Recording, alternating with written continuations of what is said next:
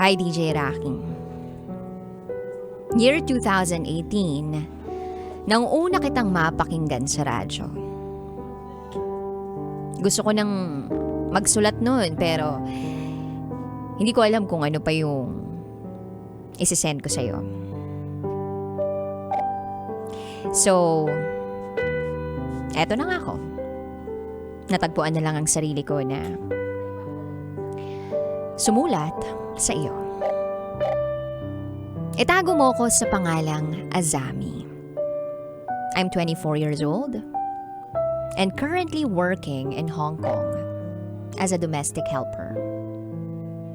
This is my secret file.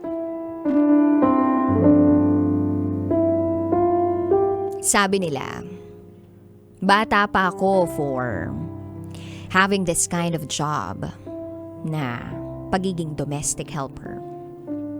But then no choice kasi may dalawa akong anak eh. I needed to sacrifice para maibigay ko ang pangangailangan nila.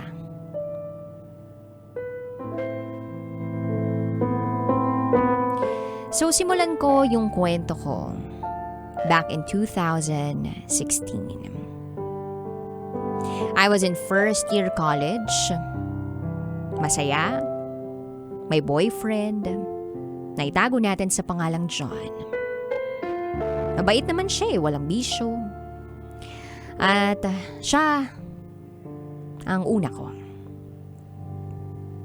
Until hindi na ako dinatnan. We went to the hospital and then I was diagnosed na meron akong UTI. Pinag-take ako ng antibiotics. But then, alam ko that time, may kakaiba na sa katawan ko. 4 months na akong hindi dinaratnan. So, ang ginawa ko, hindi ko ininom yung antibiotics. Natatakot ako na sabihin. Nilihim ko lang yun. Fast forward, takang-taka na yung ibang mga tao sa paligid ko, especially my cousin. Binilhan niya ako ng PT. And then pinagamit sa akin. Nag-positive. Sabi ko sa pinsan ko, ate, wag mong sasabihin kay Papa ha, natatakot ako, baka sampalin ako. Sinabi niya naman sa akin na, alam mo, kay mama ko sasabihin at siya na magsasabi kay Papa mo. Kinabukasan, pumasok pa naman ako, pero balisa na ako.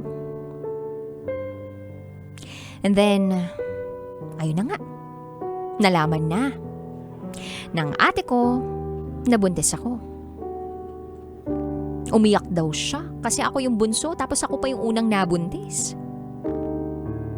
Nasa daan na kami papunta ng bahay namin. Sabi ko sa ate ko, ate, takot ako umuwi. Natatakot ako kay Papa, baka kung ano na lang gawin niya sa akin. Sabi naman ni ate, ano ka ba, pray ka lang. Isipin mo, mabait si Papa. Mabait naman talaga si Papa eh. Hindi ka niya sasaktan nun, hindi ka na. At dumating na nga kami sa bahay. And then, inamin ko na yung totoo. Thank God. Hindi ako sinaktan ni Papa. Kinagabihan, pinatawag niya si John. Kaya lang, itong si John, hindi sinasagot yung tawag namin. Hanggang sa nanganak na lang ako.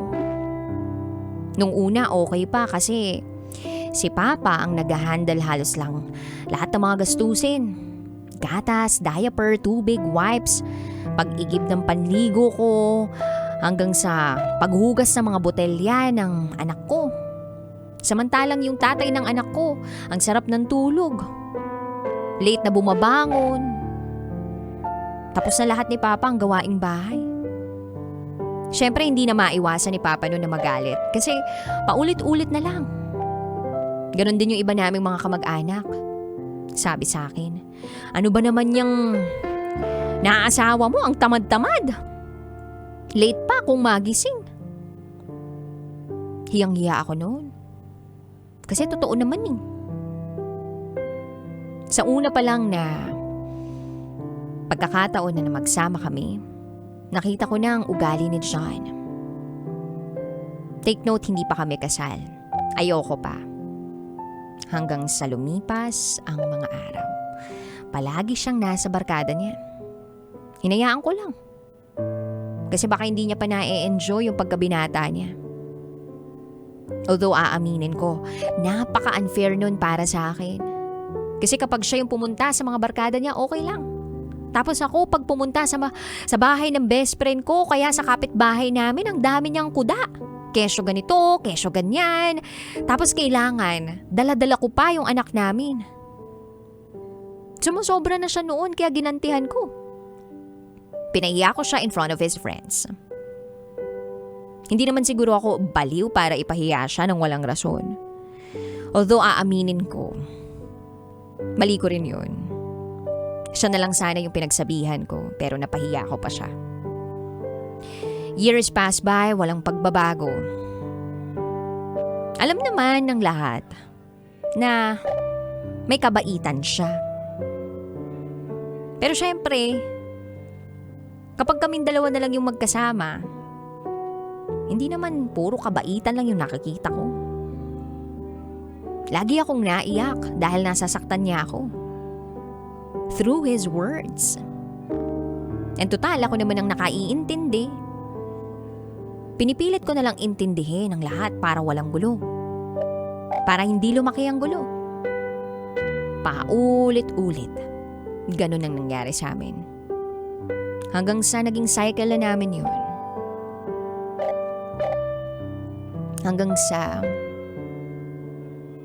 nagsabi ako sa ate ko ng lahat ng pinagdaraanan ko. And she said to me, "Ano ka? Aso ka ba? Ha?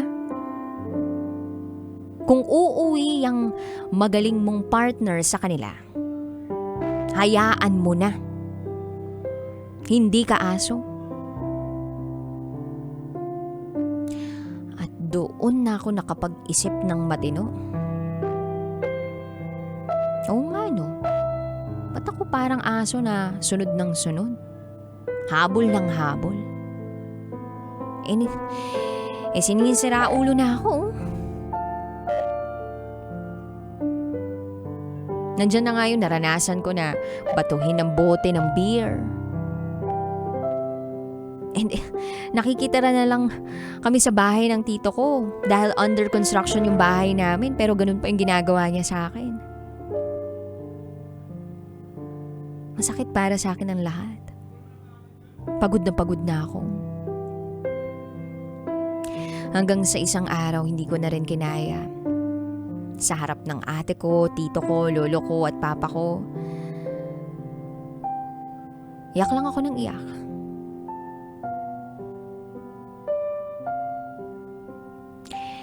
Pero ang masaklap doon, habang iyak ako ng iyak, ang ipinagtatanggol nila sa harap ko ay si John. Sabi ko sa sarili ko, hindi naman ako maghahabol eh. Masaya naman ako nang wala si John sa buhay ko eh. Pero bakit hanggang ngayon nandito pa rin ako? Nagtitimpi lang ako. Until such time na nakatanggap ako ng magandang balita. At eto nga, yung pangingibang bansa ko. Yung application ko, okay na. So, sabi ko sa sarili ko, baka eto na yun. Baka dito nagaganda ang buhay ko. Buhay namin ng anak ko.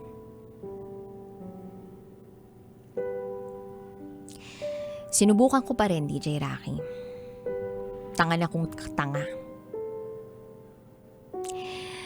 Pero, inisip ko pa rin yung anak namin ni John. Sabi ko, kailangan buo pa rin yung pamilya namin. So to make the long story short, yung akala kong bibitiw na ako, hindi pa pala. Kumapit pa rin ako. Pero si John, tuloy pa rin. Tuloy pa rin sa kanyang mga ginagawa na parang buhay binata. Nakakala rin ng mga taong nakapaligid sa amin, umokay na, umayos na, pero hindi pa rin. At ayun, nagising na lang ako isang araw na parang wala na akong maramdamang pagmamahal kay John.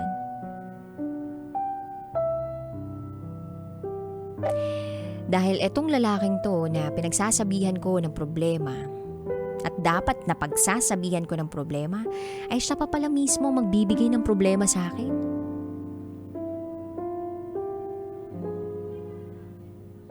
Meron siyang perang nakuha mula sa akin na inutang namin. At dapat sana'y ibabayad to sa bill namin. Marami rin kasi kaming utang. Pero hindi niya ito nabayad.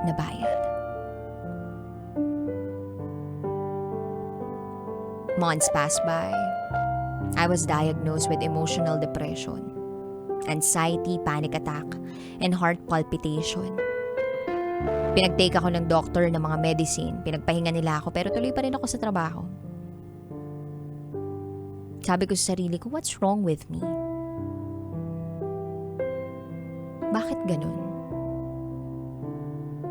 Ganun yung naging routine ko. Iiyak, hindi makakain, hindi makakonsentrate. Until such time na sabi ko sa sarili ko, kailangan ko nang i-block si John sa social media. Para ma-heal naman ako. Kahit konti lang sa mga naranasan ko sa kanya. And now, I am still healing. Tuwing nakikita ko yung pagmumukha niya, tuwing nag-chat siya gamit yung account ng anak namin, bumibilis yung tibok ng puso ko. At parang biglang sasabog yung ulo ko. Kasi hindi ko kayang basahin yung mga chat niya. Para kasing nakakatrauma. Feeling ko meron na naman siyang masakit na sasabihin sa akin. At sa totoo lang, kusang tumutulo ang mga luha ko. Wala pa siyang gawin. Maraming beses ko nang sinabi sa kanya na ayoko na sa kanya. Na wala na akong nararamdaman para sa kanya. Ginawa ko naman ang lahat. At sa mga pamilya niya o sa mga kamag-anak namin na nakikinig ngayon, alam kong masasabi niyong OA ako. Pero wala kayo sa posisyon ko. Hindi niyo alam kung anong sitwasyon ko. Kasi ang nakikita niyo lang, kay John mabait. Mabait sa panlabas na anyo. Pero ako mismo ang nakakakita ng tunay niyang kulay. Kaya sana irespeto ninyo yung desisyon ko kung bakit ayaw ko na. At para kay John, kung nakikinig ka man ngayon, sorry kung talagang wala na akong maramdaman sa'yo ah. Hindi mo ko masisisi dahil ikaw ang dahilan. Ako na mismo yung nagbigay ng space sa atin kasi hindi ko na kaya. Sobra ka na. Sobra na tong pagtrato mo sa akin. Ang tanging hiling ko lang ay katahimikan. At sana marespeto mo rin yun sa akin. Hanggang dito na lang po, DJ Rocky. Muli, ako si Azami. At ito, ang aking secret file.